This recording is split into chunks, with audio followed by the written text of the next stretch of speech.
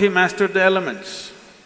He has an eye which has no memory, a taintless eye which sees everything just the way it is. So yoga essentially means developing an eye which is not contaminated by memory, which simply sees.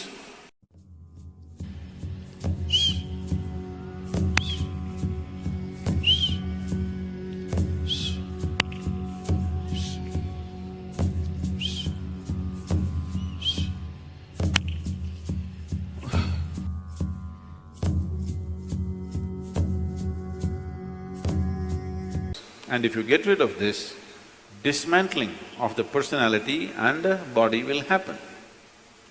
So another way is to create a distance from it. Just hold it little away. When you want to play with it, you play with it. When you want to switch it off, you must be able to switch it off. So for this, an external view is needed.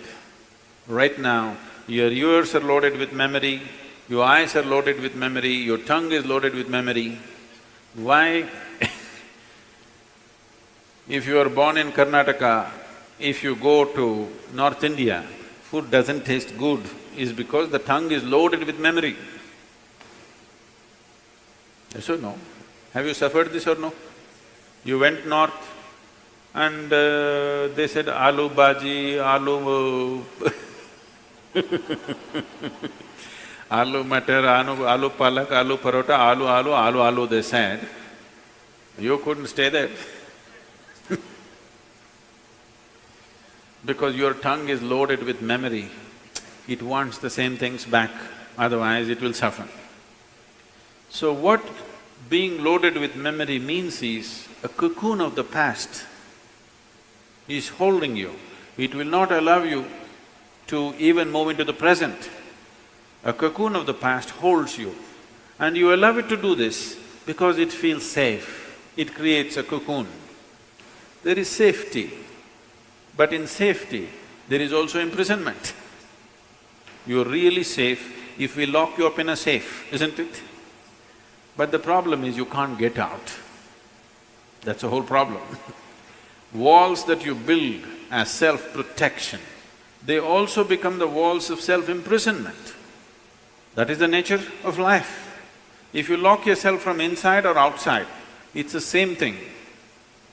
As long as you do not open the door, whether somebody locked you from outside or you locked yourself from inside, there is no difference. Anyway you're imprisoned, isn't it? At least somebody locked you from outside, you can at least complain and scream. You locked yourself from inside, you can only be depressed. You cannot even scream. At whom will you scream? So this process of what we are looking at is the memory imprints itself on all levels, right up to the elemental level. From the 5 elements which function here, from just after that, memory's work starts. So when we utter the word karma,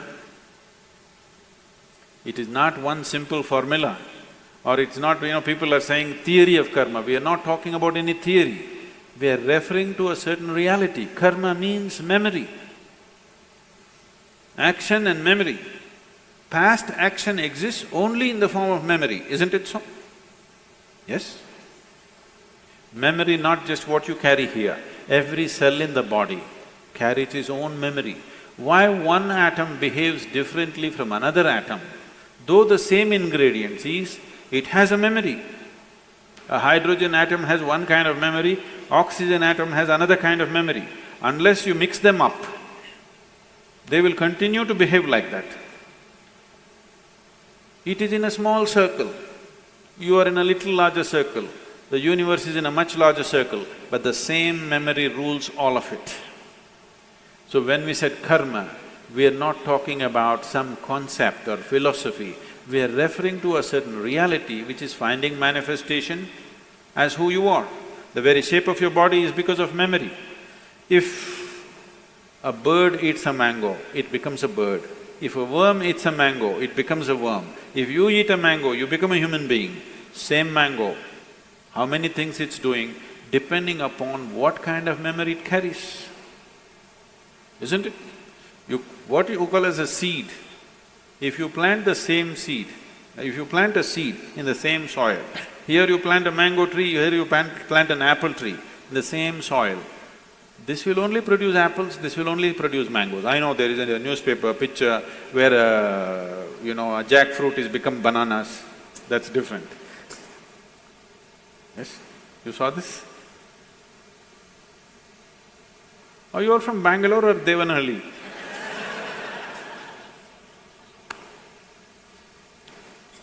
No, you didn't see this? A bunch of bananas are coming out of a jackfruit for some reason. That's a freak. And that's happened because of some mix-up. We don't know who did the mix-up. But essentially, if you… in the same soil, if you plant an apple seed and a mango seed, this will only produce apples, this will only produce mangoes, because seed is a certain amount of memory, isn't it? Whether it is a seed of a plant or your father's seed which entered your mother's womb, it is just memory and memory and memory, isn't it so? This is karma, and this goes right back, right up to the elemental level. Everything is memory. Only the pure element is free from memory. So the idea, when we're starting off Bhutesha, because that's the most important thing, that he mastered the elements, that's why we bow down to him, because he mastered the elements, he has an eye which has no memory, a taintless eye which sees everything just the way it is. So yoga essentially means developing an eye which is not contaminated by memory, which simply sees. It does not see things the way your memory perverts it.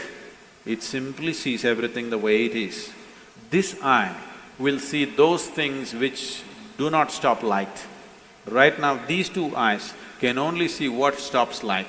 If you start seeing something that does not stop light, that means another dimension of the eye is beginning to function.